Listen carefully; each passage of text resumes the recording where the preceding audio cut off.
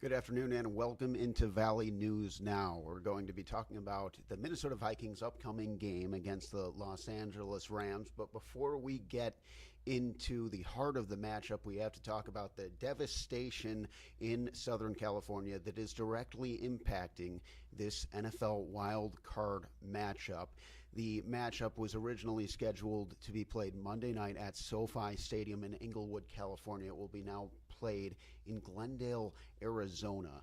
It is not ever fun to look at this kind of footage, but it is what's going on out there. So we're going to play some of the footage from what's been going on in Southern California, which is now having a direct impact on that game. So without further ado, here's what we're dealing with as a nation right now. And the NFL on Thursday announced that in the importance of public safety, the Minnesota Vikings and LA Rams wildcard game on Monday moved from SoFi Stadium in Inglewood, California to State Farm Stadium in Glendale, Arizona. The change of venue comes, of course, in a wake of those Southern California wildfires that we continue to see that part of the nation dealing with, and multiple wildfires just causing catastrophic damage. And so we're going to continue to get a little bit more into some of the latest on that news before we dive into the game itself. Firefighters hope for a break Friday from fierce winds that have fueled massive blazes in the Los Angeles area, killing 10 people at last count, obliterating whole neighborhoods and setting the nation's second largest city on edge. Terrifying footage here from Southern California. The fires have burned more than 10,000 homes and other structures since Tuesday, when they first began popping up around a densely populated 25-mile expanse north of downtown Los Angeles. No cause has yet been identified for the largest fires. The level of devastation, of course, jarring, even a state that has grown used to massive wildfires. Homes of celebrities, neighborhoods evacuated, and of course the impact on the National Football League. Now, the game is secondary when you look at the grand scheme of things and the importance of the human lives that have been lost, the property that has been damaged, and the sheer terror that we unfortunately have to kind of look at before we even get into the matchup.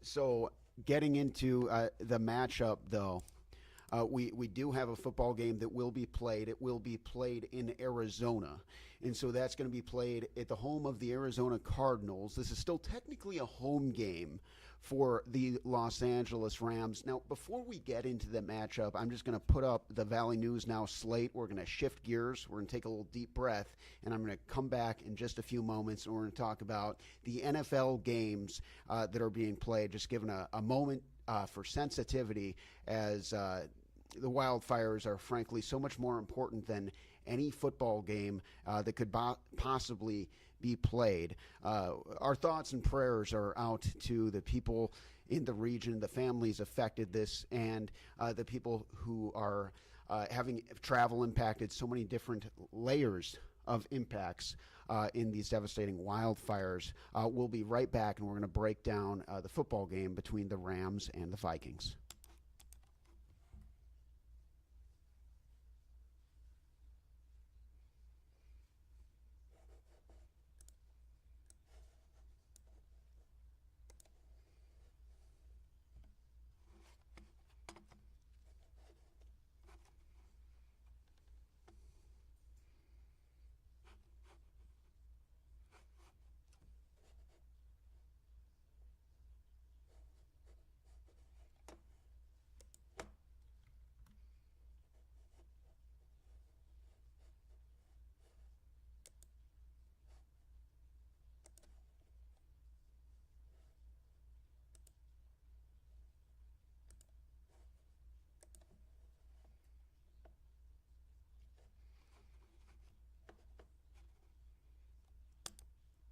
Welcome back to Valley News Now. We are going to get into the matchup itself now. The Minnesota Vikings visiting the LA Rams. This game, of course, being played in Glendale, Arizona, State Farm Stadium, 7 p.m. January 13th. Coverage on ESPN, ABC, ESPN+.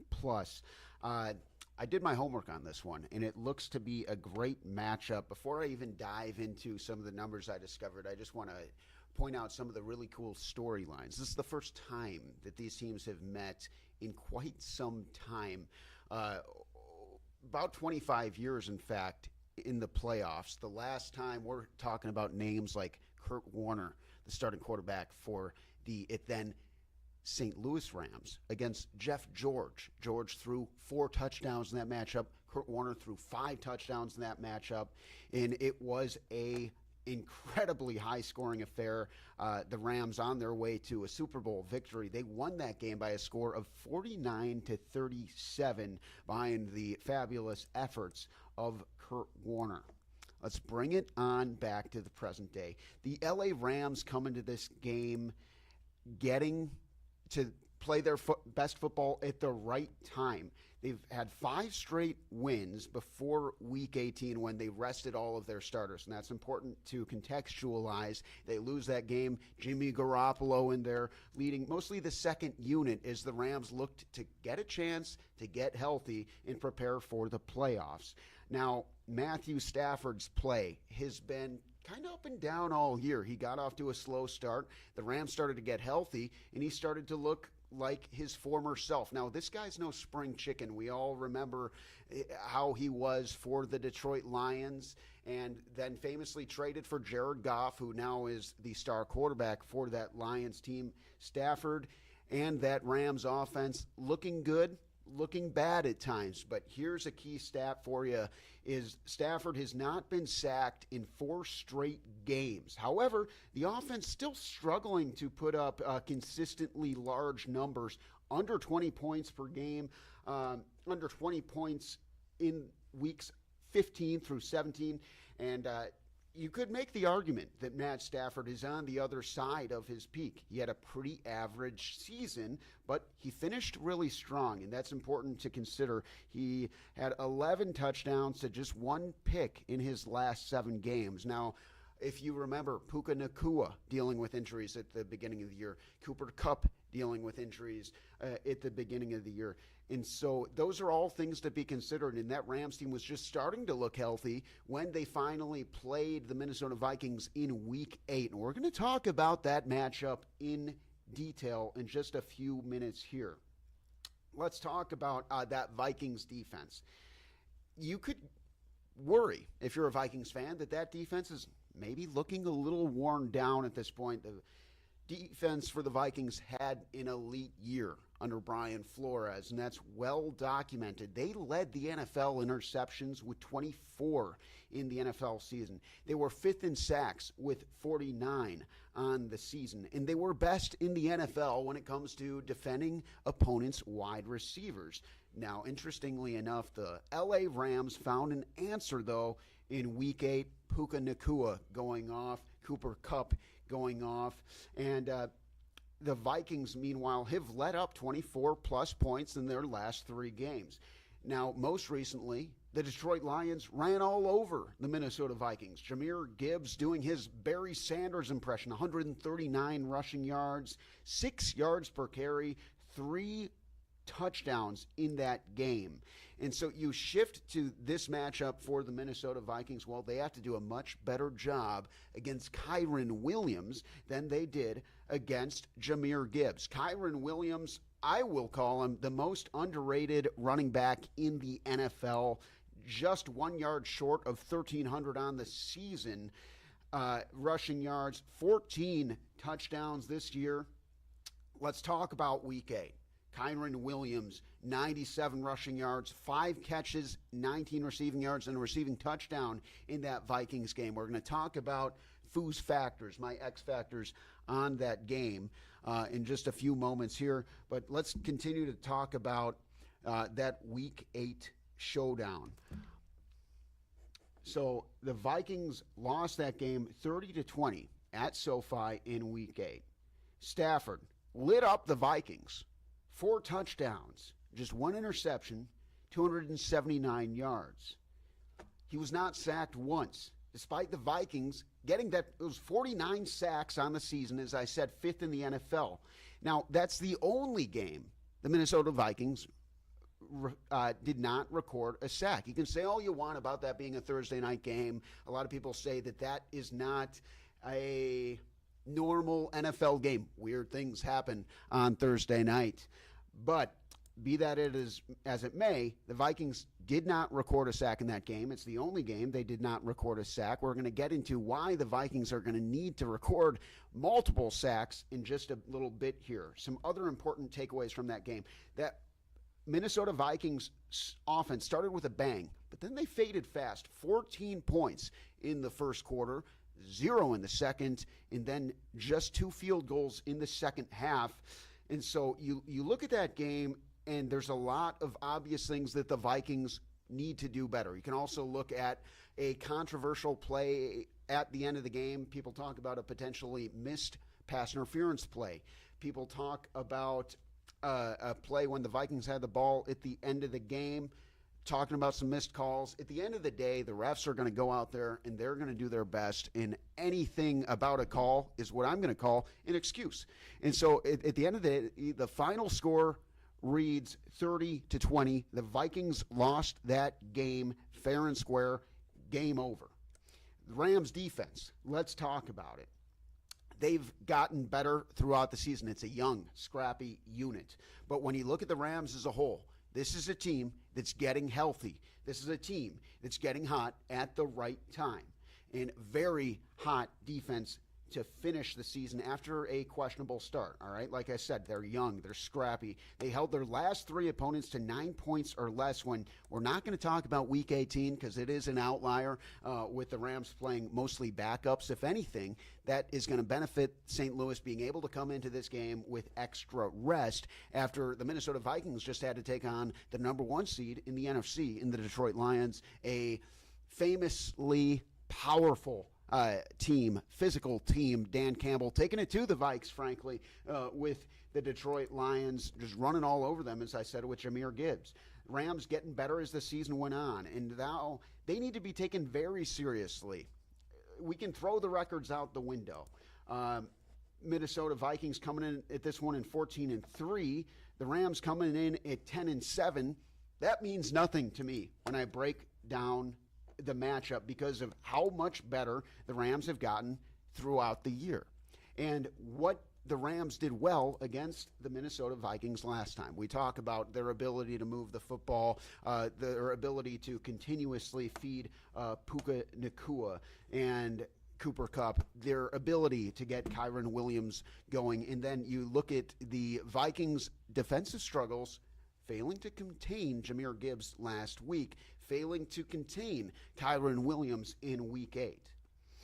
So the Rams continue to build. Meanwhile, where I'm kind of looking at this Vikings team, and it is alarming that they've let up 24 or more points in their last 3 games. Still a team to be taken very seriously, but you have to understand that the Rams are going to look to replicate the attack that the Detroit Lions did so well against the Minnesota Vikings in order to especially keep Sam Darnold uncomfortable. All right, we're going to take a deep breath here. There's a lot of talking. We're going to get into Foo's factors. These are my 3 X factors about that matchup, all right? The first factor is Sam Darnold, but it's really more than just Sam Darnold. You got to protect Sam Darnold. This is his first playoff start. He needs to be protected by the offensive line, but from that, he can't have these 5 overthrows like he had, and it was the most overthrows he's had since 2019, the famous I'm Seeing Ghosts game when he was a young quarterback for the New York Jets. And so Vikings fans are going to be wondering which Sam Darnold is going to show up. The Sam Darnold who was lights out, an MVP candidate, an elite quarterback throughout the season, finishing 4,319 passing yards, 35 touchdowns, and 12 interceptions. People who a lot of Vikings fans going into the season were worried about.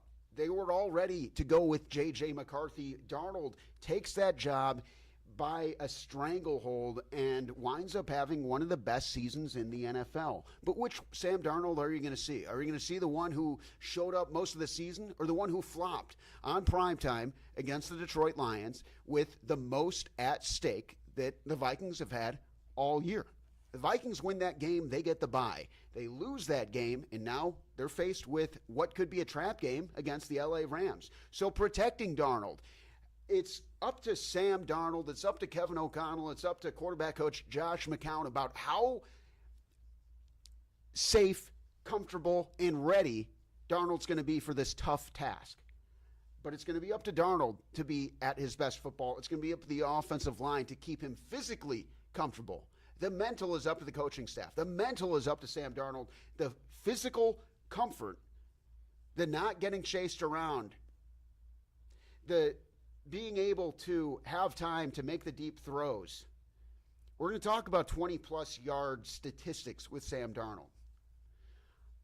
But it's not going to matter if he doesn't have time to throw.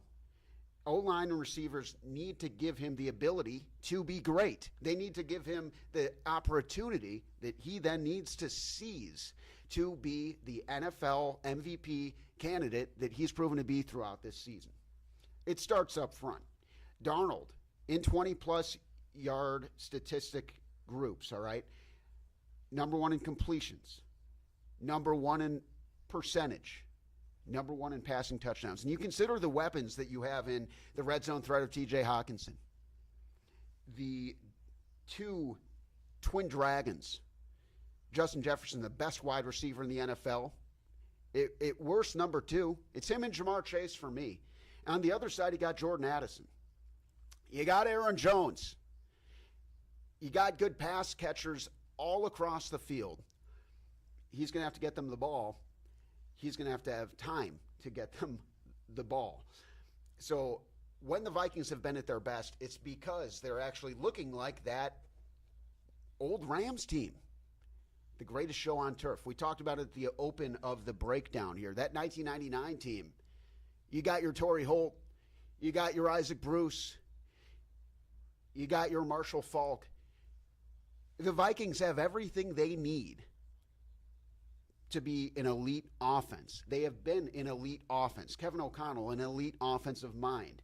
But this is where they have to prove it. This is where they have to put it together. It can't be another rerun of what happened against the New York Giants just a few years ago when Saquon Barkley and Daniel Jones went crazy. And the Vikings, after a great season, had that early disappointing exit and left a very sour taste in the mouth of Minnesota Vikings fans. So that's factor number one, Sam Darnold in that offensive line, keeping Sam protected, keeping Sam comfortable, letting Sam be great. Then it's up to Sam Darnold to be great. He has to show up in this moment. He has to be playing the best football of his life because the Rams are going to be taking it easy on him. This is a team that has already proven they can go do it in the big game, unlike the Vikings. We'll get to that in just a few minutes here. Vikings defensive line play. As I said, the Minnesota Vikings only game without a sack. LA Rams, week 8. They need to get after him. They need to take away Stafford's big targets. The theme for these two teams, it's kind of similar. You know, you have Kevin O'Connell, and he's famously from the coaching tree of Sean McVay. O'Connell, former coach under McVay and a part of that Super Bowl run. And you can look at the similarities when you have two dangerous wide receivers on the outside and a power back in Kyren Williams. So the Vikings D-line, similar to what LA is going to look to do against Minnesota, needs to get after Matt Stafford. They need to take away those big plays by making sure Stafford is under pressure all game. This is a game that Minnesota Vikings can bend. This is not a game they can break. They need to get after him. Here's a key statistic for you. The Rams were 1-5 when Matt Stafford was sacked at least 3 times this year. When sacked 2 or less, 9-1. And so if there's one factor, if there's one position group that can break this game, It's Andrew Van Ginkel. It's Jonathan Grenard. It's getting after Matthew Stafford, and it's keeping him uncomfortable for the full 60. So this game is won or lost one way or another in the trenches. You look at NDSU. How do they do it every single year, year in, year out? Even if they don't win the Natty, they're right there with it. Why? Elite play on both sides of the line. Vikings need to be elite in the trenches if they even want a shot in this game. You can't look at that Rams record. You got to look at who is this team right now? Who is this team today? Who is this team as they continue to gain steam heading into the playoffs? It doesn't matter how good you were in September. It doesn't matter how good you were in October, November. What matters is who's going to show up in January. And that goes into my final X factor. Number 3 in Foos factors, swagger. Minnesota Vikings need to be at their best. They need to be ready for the moment. Confidence and composure will be ultimate X factors. The Rams have already proven they can do it. They've won a Super Bowl. Kevin O'Connell a part of that, ironically. Sean McVay, Matthew Stafford, Super Bowl MVP Cooper Kupp. These are guys who have already proven it to themselves, which is most important. They're the more battle-tested team here. They have that experience to rely on. And when the Vikings, a lot of these guys, they've played in some pretty big games. But it's not going to be the same as Sean McVay, Cooper Kupp, and Matthew Stafford saying, hey, we've hoisted the Lombardi. We know what it takes. And the cool confidence that can give to the huddle by being able to rely on that experience. And so that means that the Vikings need to have their signature moment now. They need to prove that they're ready to hoist the Lombardi. This is a tough trap game facing the Vikings in this first round. And so in order to do it, they need to prove it to themselves, and that's going to prove it to the fans, and they need to prove it to the rest of the NFL. Super dangerous on paper. On paper, Vikings are the better team. Rams, more battle-tested franchise. They're getting hot at the right time. Sean McVay, brilliant coach. KOC, like I said, coming from that coaching tree. But it is going to be a battle. This one is 7 p.m. LA Rams against the Minnesota Vikings. And I got to do it. It's not my job to say things you want to hear. It's my job to tell you what I think when it comes to predicting a matchup. And I got the Rams winning this one. I think it is going to be a battle. The Vikings favored by 2.5. I think that Matthew Stafford finds a way to get it done. If the Vikings are able to get after him, I think they can take care of business. Like I said, they're the better team on paper. But who's going to be the better playoff team? And what I've seen from Sean McVay, what I've seen from Matthew Stafford in these big games, I do think that LA Rams show up in playing inspired football. If the Vikings are going to take this game, they need to do just that. They need to take it. They need to seize control. They need to seize confidence. And they need to, for 60 minutes, play the best football they've played all year. But when you look at Matthew Stafford and the experience he's had versus a Sam Darnold who's having a great year, a way better year than Matthew Stafford, but he doesn't have that experience. He's never won a Super Bowl. This is his first playoff game. So Vikings fans, what you want to see is that line keeping him comfortable and making his job easier. And Sam Darnold, your job is to seize greatness and take that one. That game, 7 p.m. Monday night. It should be a great one. We'll be locked on to it. So many stars in this matchup. And we'll be breaking it down. Stay with us on Valley News Now. In just a little bit, we'll be talking about the Weekend Funcast. We'll be having Russ Thomas back here on the show to take a look at this weekend's weather. We're expecting a first alert weather day on Saturday. We're going to talk about some winds. We're going to talk about some snows. We're going to be talking about how that could affect your plans, how that could affect your commutes, how that could affect various outdoor winter activities. Thank you so much for tuning in. And thoughts and prayers to those who are dealing with the terrible tragedy in Southern California. From all of us at Valley News Live, it's been extremely difficult to cover these kinds of stories and how heavy-hearted they can be. But we wish everyone the best as they continue to go through this, and we hope everyone is able to find safety. Thank you all for tuning in to Valley News Now. We'll see you in just a little bit for the Weekend Funcast with Russ.